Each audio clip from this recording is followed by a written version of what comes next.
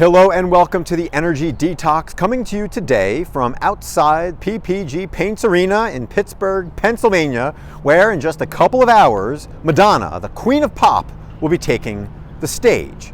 And given Madonna's 40 plus years of performing and serving her constituents, if you will, what better way, what better time to address the topic of generational gaps and potential ageism in the oil and gas industry than right now, right here in front of PPG Paints Arena. But before we do that, and before we take some of Madonna's songs and weave together some of the common themes that I get to see as a coach in our industry related to generational gaps and potential ageism, let's go ahead and lay out a couple important disclaimers. The first of which is I am not attending tonight's concert. Nobody in my family is attending tonight's concert, but I am standing here right next to the arena because there's a church directly in front of me and one of my children has an activity going on right now. So of course, why wouldn't I step outside and record a quick episode of the Energy Detox? The second disclaimer is that this episode is by no means some sort of list of things that you need to do to address ageism or generational gaps in your industry and your day-to-day. No, as is the case here on the Energy Detox, what you're going to get is mostly questions that you can ask yourself so that you can come up with answers, with data, with some sort of picture of the realities of your specific situation so that you can address whatever age-related hurdles or opportunities exist. And the third and final disclaimer is that this is by no means directed solely at those veterans, those mature individuals within our industry. No, this is directed just as much as those who are just entering our industry, and of course, anybody that's in between, those fresh hires and those who've been around perhaps for a couple of decades. And so, with those disclaimers out of the way, let's go ahead and step through 5 songs, 5 hits from Madonna, and again, tie each of those songs to some questions that you can ask yourself. And of course, again, as I stand here right next to a church, what better song to start with than Like a Prayer? And the question associated with that for our industry is, do seasoned veterans in oil and gas have a prayer when it comes to seeking employment? Perhaps those who are in between jobs, do they have a prayer? Do they have a chance when it comes to finding meaningful work in our industry? Or for those who are already employed, do they have a chance? Do they have a prayer of moving up and gaining more responsibilities despite what might be several decades of experience? And the short answer to that is, well, maybe, and it depends. But the reality is, it depends on the approach of that individual. Because one of the things that I encounter fairly regularly is people reaching out to me who've been around for several decades asking just that question. Do I have a chance? Or how do I boost my odds, at least, of finding a new job or moving up or finding something new or fulfilling with whatever time I want to keep working? And typically, again, there's no set response, but typically what I uncover is that they're not being as active as they could be. And what I mean by that is they're not out there giving people the tools, giving people the ammo that they need, that other people need to help make the case for them. And I'll give you one specific example. Somebody reached out not that long ago, drilling company man, and he'd been out of work, looking for new work, been around for at least 30 years. But despite having a pretty decent resume, and despite having it out there, so to speak, despite having consulting firms who supposedly were out there looking for jobs for him to land, he wasn't being active. He wasn't giving them anything else. He wasn't giving them anything that could differentiate him from what in reality are hundreds of other people with similar resumes who are looking for similar roles. And so what do? Very quickly, we step through his differentiators. In fact, while he was pretty modest and didn't have an easy time coming up with those differentiators, fortunately his wife was also on the phone during this conversation and she had no problem spewing at least half a dozen things that distinguished him from everybody else that was looking to do something similar. And guess what? They were able to spin that into a headline, into a story that they could use to then go back to those consulting firms, can go back to those people who already had his resume and say, oh, by the way, here's a simple headline that you can use to differentiate him from everybody else. So again, if you want a prayer, or if you want to boost your odds at least of getting that final role or an additional role, then you need to do that. You need to come up with a simple message that you can get into the hands of others so that you have people out there advocating on your behalf. With that being said, let's move on to the second song, and in turn, the second set of questions that you can ask yourself. And that song is Material Girl.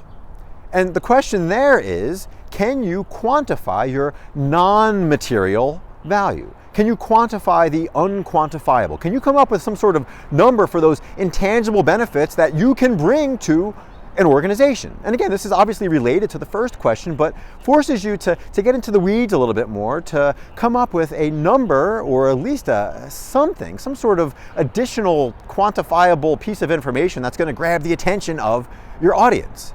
And for this, again, I want to give credit to a couple different people. One, certainly Dr. Amanda Rico, who, if you don't follow her, you should, especially, again, if you're interested in trying to boost your presence. And want to give credit to JB Bendick, who, again, if you know him and you saw some of his material recently, he hit this point head on. He said, if you don't know your value, if you can't put a dollar amount to your time and what you're worth, you're at a disadvantage.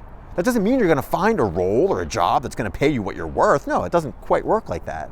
But at least if you know what you're worth, and you can go into a conversation or have a conversation with your existing employer about that worth, again, you are at an advantage. So do that. Again, recognize that in many ways, as much as the oil and gas industry has prided itself on producing a very material product, a very tangible product, again, in many ways we live in an immaterial world, and sometimes you need to put a dollar figure to some of those unquantifiable values. So with that, again, take a page from some of the new unquantifiable values of our industry when it comes to things like carbon credits and environmental attributes that people have no problem sticking a number to, even though they're difficult to grasp. And again, do the same thing for yourself. Attach some value to some of those difficult to see things that, again, might not be comfortable for you, especially if you've been around in an industry where, again, we like to see and touch and feel typically the things that we're producing. With that being said, let's move on to the third song, and that is Vogue. Vogue. And the question there is, how can you proactively debunk the label of being somebody who is old school and stuck on the status quo? And again, as cliche as it is, somebody who is inclined to just do things the way that they've always been done. The question for you is, again, how do you get ahead of that narrative? Because the reality, it's out there. People are waiting. They're waiting to say that, to slap that label on people who've been around for any number of years. Whether it's true or not, whether it's fair or not, the reality is people are doing that. So the question for you is, how do you proactively address that? How do you take a moment and basically call out the elephant in the room and say, hey guys, hey gals, we don't want to just do things the way we've always been doing it, right? I did that 30 years ago.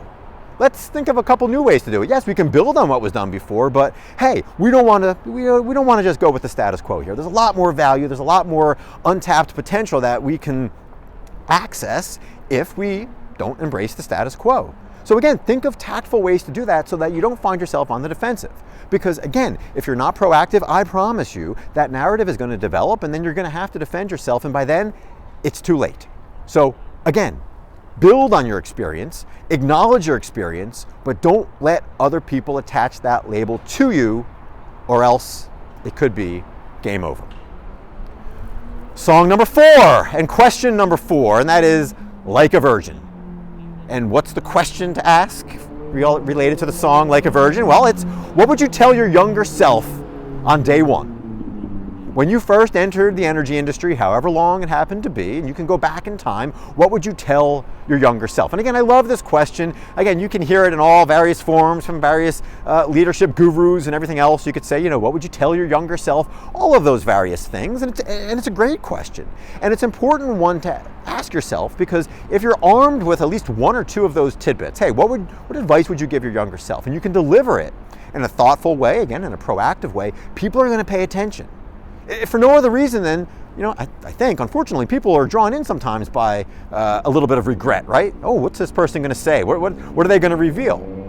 And once you have their attention, if you share something of value, now you can embark on a fruitful conversation. Again, if for no other reason than you showed a little bit of humility, right? A little bit of candor. You let your guard down, and maybe, just maybe, especially if you offer some good advice to your younger self, the people on the other side might be inclined to ask some more questions and extract some of that value for you, which of course is absolutely what you want. You want the other side being curious and asking questions to unlock the knowledge that those seasoned veterans, and again, if you're one of those seasoned veterans, that you have.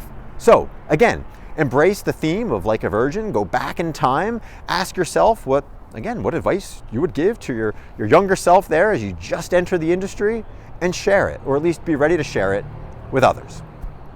And the fifth and final Madonna song that we're going to use to talk about generational gaps and managing the potential downside and upside of ageism in the energy industry is Papa Don't Preach.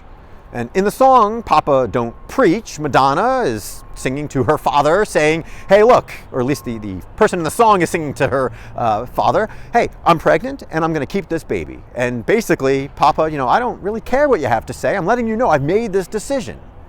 And so the question for you related to that song and the theme of that song is, how can you model authentic curiosity so that you don't come across as preachy? And again, I will say this now, I will reiterate one of the disclaimers from early on, that this is absolutely not some sort of admonition against those veterans of our industry and saying, don't share what you know, don't preach to others, don't come across as preachy, because that is not the case at all. And again, a piece of advice, if you will, like that can, again, come across totally incorrect. No, this is actually one of those two-way street questions. Two-way street for people who are new to the industry, who've been experienced in the industry and everywhere in between, to demonstrate curiosity. How can you demonstrate curiosity? And one of the practical ways to do that is, again, a tip. It is not my tip, but certainly one that I embrace and try to share with others, and that is the old tell me more.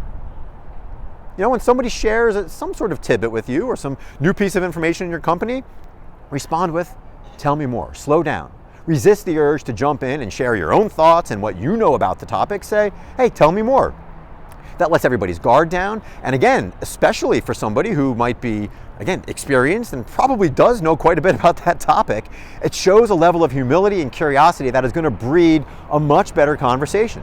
And again, for those of you who are newer to the industry, embrace the same thing. Don't come across like you know things, because you don't have to know things. Again, going back to the previous question, what would I tell my younger self? I would tell myself that it is absolutely okay to say, I don't know, or take it a step further. Again, recently I heard Simon Sinek say, one of the best tools that he tells people to use is, I don't know anything about that. Take it a step further. And again, if it's true, if it's genuine, if it's authentic, say, I don't know anything about that. That totally sets a perfect tone for a conversation now for people to explore the unknown and new topics, even if you have an inkling. So again, resist the urge to jump in and tell people what you know, shut up, listen, and then with that insight, with that little bit of extra knowledge, with that little bit of tell me more, now you can build. Now you can ask better questions. Now you can grow. And so, with that, again, hopefully those disclaimers all come to fruition there, and hopefully you understand that, again, this is absolutely a two-way street with the shared goal of unlocking all of the value, all of the potential that is housed in people who have decades and decades of experience. And so, with that, again, before you allow others to take a bow, again, subtle nod there to another Madonna song, to their career and bow out early and leave every kind of value that's still there on the table, and before you yourself take a bow prematurely and again leave value on the table, run through these questions. Ask yourself how you can boost your presence, boost your value to others, and continue contributing at the same level.